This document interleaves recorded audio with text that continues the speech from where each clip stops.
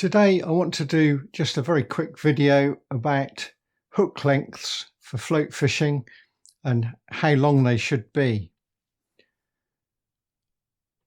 It's generally good practice to have a separate hook length when you're float fishing, so you might have a main line of something like 2 pound Maxima and then a loop at the end of that, and then loop on a hook length. And those hook lengths, traditionally you would buy them, they'd be 15 inches or 18 inches ready tied, and then you shot up your float, might be a waggler, string out some shot and maybe have a final dropper shot on the hook length, and that's all very well. This has been going on for decades. People have been doing this. I've been fishing like this since I started fishing in the 60s. That's not the end of it though. There are variations that can work. I like a longer hook length, especially for waggler fishing, but because I tie all my hooks at home, I try to tie them at 22 inches. So the actual length of the line before I make a loop is 3 inches longer than that. So you loop back 3 inches, do a double overhand loop, make that fairly small. I can do that fairly neatly without any gadgets or anything like that. So I ended up with 22 inches.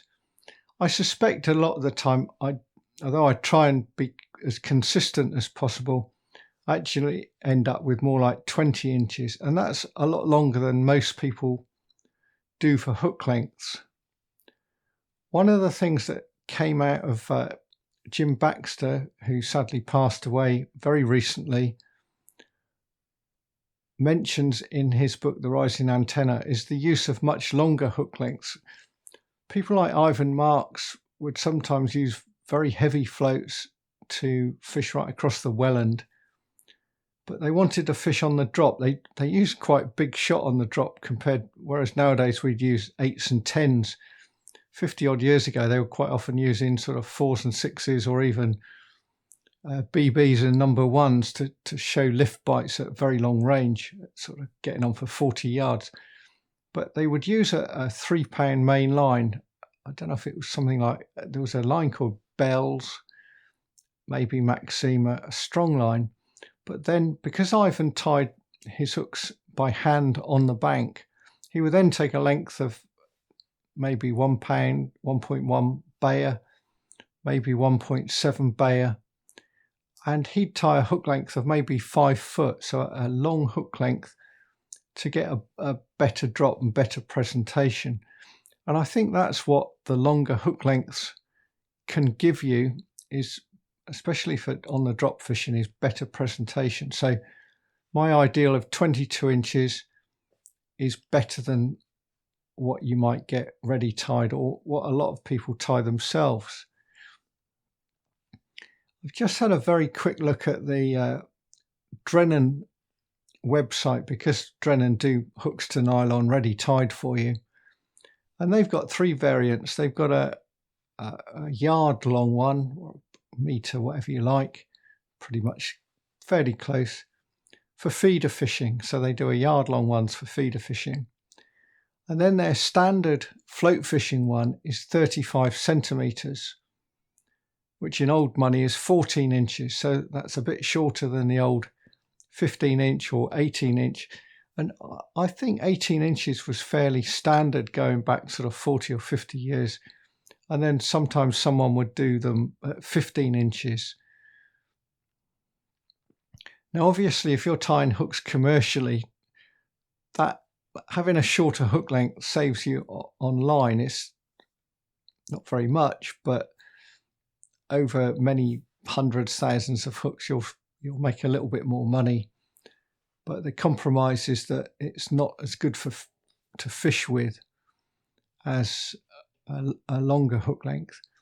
And the only way to get that consistency of length when you're tying is to actually have something to measure against. And people use anything from rulers, bits of wood, whatever. I set up so that the hook length reaches a corner on the kitchen worktop, and then I tie and cut at the same place. I get reasonable consistency. One other type of hook length that I will mention, because DREN do them ready done and other people have systems for this.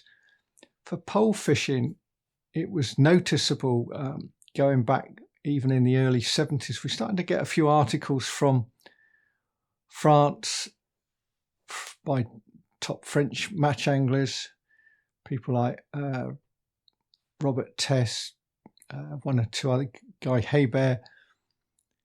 And the French method of fishing bloodworm on the bottom then was to have an olivet, which was lead in those days, very close to the hook.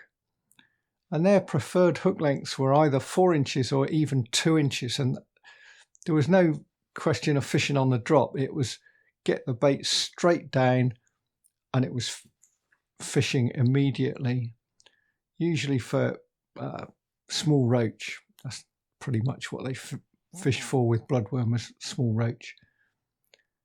And so when I started to tie hooks for pole fishing, I wasn't fishing bloodworm with olivets, but I realized that to have no shot on the hook length might be an advantage, often fishing very fine hook lengths. And so I tied mine consistently at 6 inches long. And that's exactly what DREN supply their hook lengths at for pole fishing, at six inches. And I think that's pretty good for most general pole fishing. And then you don't put any lead on the hook length. Mentioned about longer hook lengths for waggler fishing. Generally, I would only have one shot on the hook length, and that will be a lead shot, not a non-toxic shot. So it would be a small shot, a number 8 or a number 10, and that's it. If I'm fishing a croakwell avon, I would have 2 number 8s, and I can either bunch them together, so it's somewhere between a 6 and a 4, I think, 2 number 8s together, or I can move them apart, move them around, and because they're lead, they don't damage the hook length. And like I say, you can get a few permutations by how you use them on the hook length. And then the tin shot, I might have a mini bulk right almost on the loop on the main line, and then a main bulk above that. In choosing lines, to keep a balance, it's probably not a good idea to have a very thick main line and then a very thin hook length. You want to get them reasonably close. In the old days of Bayer, we used to fish 1.7 as a main line and then 1.1 as a hook length, and we rarely went to a 1.1 hook length and a 2.6. 2.1 didn't exist back then, and it's the same now. You don't really want a sort of 3-pound maximum main line and then a sort of 0.09 or 0.08 hook length. You need to bring that main line down to more like a 2-pound line, which is more like 0.13 instead of sort of 0.17 or 0.18 millimeters. Oh, what a mixture we use of weights and measures. We use imperial, pounds, bits of millimeters, you name it, we use it. But it's something to think about. It does make a difference to presentation. It's not hard to sort out. And I hope this has helped you figure out things on what is quite important down on bait presentation. That's it for this week, and I'll see you again soon.